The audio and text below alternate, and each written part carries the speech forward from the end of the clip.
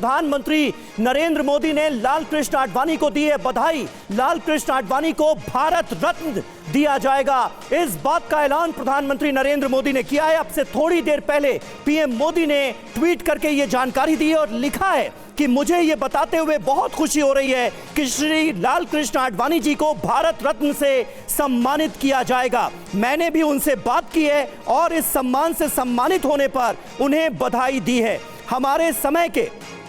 प्रधानमंत्री नरेंद्र मोदी लाल कृष्ण आडवाणी के लिए लिखते हैं, हमारे समय के सबसे सम्मानित राजनेताओं में से एक, भारत के विकास में उनका योगदान अविस्मरणीय है। उनका जीवन जमीनी स्तर पर काम करने से शुरू होकर हमारे उप प्रधानमंत्री के रूप में देश की सेवा करने तक का है। उन्होंने हमारे गृह मंत्री और सूचना एवं प्रसारण मंत्री के रूप में भी अपनी पहचान बनाई और उनकी जो पूरी संसदीय यात्रा है, यानी लाल कृष्ण आडवाणी की जो पूरी संसदीय यात्रा है, वो हमेशा अनुकरणीय और समृद्ध अंतर्दृष्टि से भरी रही है। ये कहते हुए प्रधानमंत्री नरेंद्र मोदी ने दिल खोलकर तारीफ की है लाल कृष्ण आडवाणी की और यह ऐलान किया है कि भारत रत्न उन्हें दिया जाएगा। और इसके लिए लाल कृष्ण आडवाणी से फोन पर बात करके प्रधानमंत्री नरेंद्र मोदी ने उन्हें बधाई भी दे दी।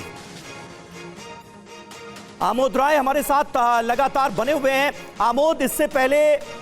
बिहार के जननायक कर्पूरी ठाकुर का नाम सामने आया, भारत रत्न से उन्हें नवाजा जाएगा और अब लाल कृष्ण आडवाणी। जाहिर है क्योंकि यह चुनावी वर्ष है, सियासी नफा नुकसान भी देखा जाएगा और ऑपोजिशन भी इसे इस नजर से देखेगा, बताने की कोशिश करेगा। किस तरह की सियासत आने वाले वक्त में इसे लेकर हो सकती है, क्या अंदेशा है आपको? देखिए, निश्चित तौर पे विपक्षी दलों द्वारा ये मुद्दा गर्म किया जा सकता है, उठाया जा सकता है, लेकिन चूंकि लाल कृष्ण आडवाणी जो है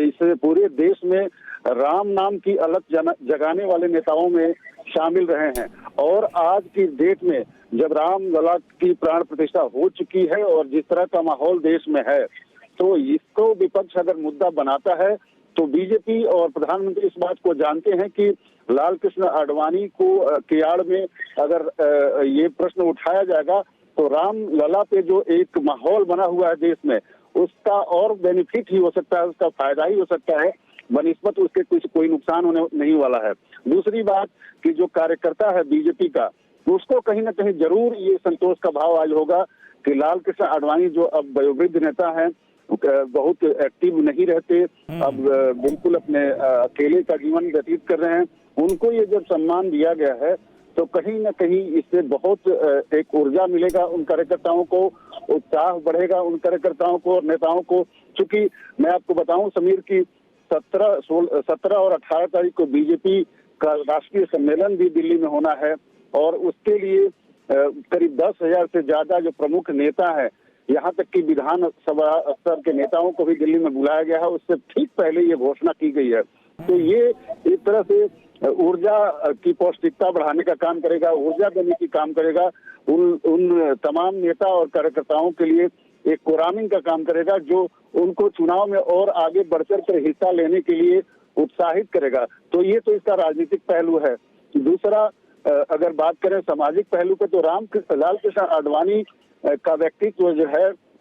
ये निश्चित तौर पे एक बड़ा व्यक्तित्व है और उनका जो योगदान रहा है देश की राजनीति में और खास करके बीजेपी के अगर आलोक में बात करें, एनडीए के फॉर्मेशन के आलोक में बात करें या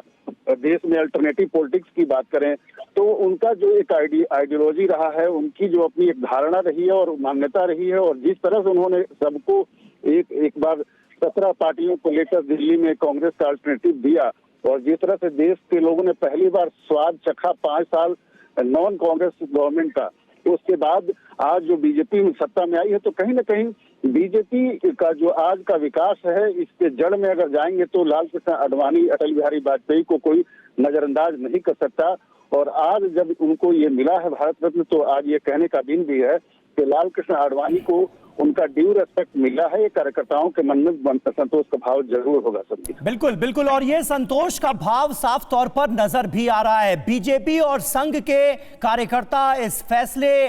का स्वागत करते हुए नजर आ रहे हैं, इस पर खुशी का इजहार करते हुए नजर आ रहे हैं। प्रधानमंत्री नरेंद्र मोदी ने अब से थोड़ी देर पहले यह ऐलान किया है कि लाल कृष्ण आडवाणी को भारत रत्न से सम्मानित किया जाएगा। खुद प्रधानमंत्री नरेंद्र मोदी ने फोन करके लाल कृष्ण आडवाणी से बात की है और उन्हें इस सम्मान की बधाई दी है। भारत रत्न, भारत का सर्वोच्च नागरिक सम्मान, इससे नवाजा जाएगा लाल कृष्ण आडवाणी को। राम मंदिर आंदोलन के सबसे बड़े चेहरे के तौर पर भी लाल कृष्ण आडवाणी की पहचान रही है। जब राम मंदिर आंदोलन को उन्होंने घर घर तक पहुंचा दिया था अपनी रथ यात्रा के जरिए, और पीएम मोदी ने आज अपने ट्वीट में इस बात का जिक्र किया है कि जमीनी स्तर से लेकर देश के उप प्रधानमंत्री तक देश की सेवा का जो काम लाल कृष्ण आडवाणी ने किया वो अपने आप में अनुकरणीय है। संसदीय इतिहास में वो हमेशा याद रखा जाएगा, ये कहा है प्रधानमंत्री नरेंद्र मोदी ने।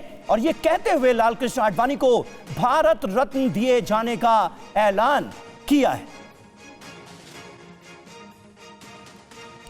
आमोद राय हमारे संवाददाता लगातार हमारे साथ बने हुए हैं। आमोद, देखिए, बीजेपी के घोषणा पत्र के कोर इश्यूज की जब हम बात करते थे तो 3 इश्यूज का नाम बार बार लिया जाता था। 370 को हटाया जाना, यूसीसी लाना और राम मंदिर के लिए प्रण,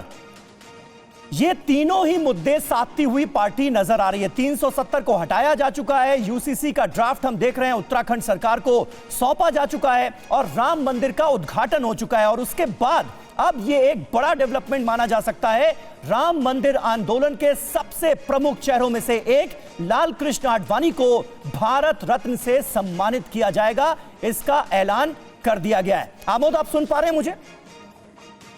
आमोद, इसका कितना असर सियासी तौर पर पड़ेगा, क्योंकि 2024 इस बार का चुनावी वर्ष और उसमें यह फैसला लिया जाना, कर्पूरी ठाकुर और लाल कृष्ण आडवाणी को भारत रत्न दिए जाने का ऐलान कैसे देखा जा रहा है इसे सियासी नुक्ते नजर से?